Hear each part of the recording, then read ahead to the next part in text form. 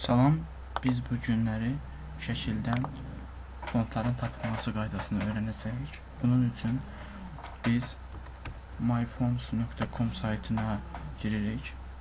Burada Logia font bölməsinə giririk. Logia font giririk. Daha sonra isə biz burada choose file seçirik.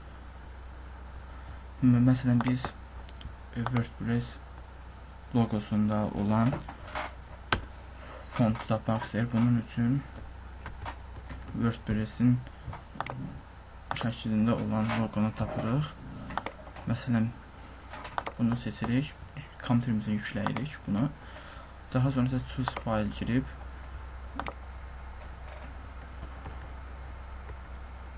desktopda mən desktop yüklədiyim üçün onu burada axtarıram. Daha sonra isə yükləyirəm.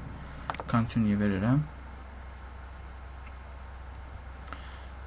Burada əgərləri hərf səhv olarsa biz burada düzəliş edə bilərik.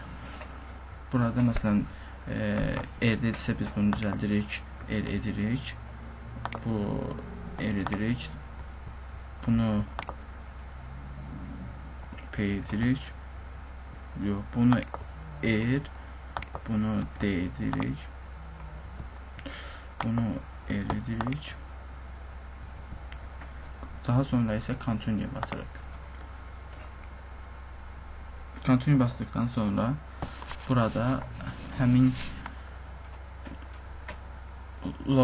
logoda olan font bunun adı göstəriləcəkdir. İstifadə olunan font isə Mr. Eves Petit Caps'dır.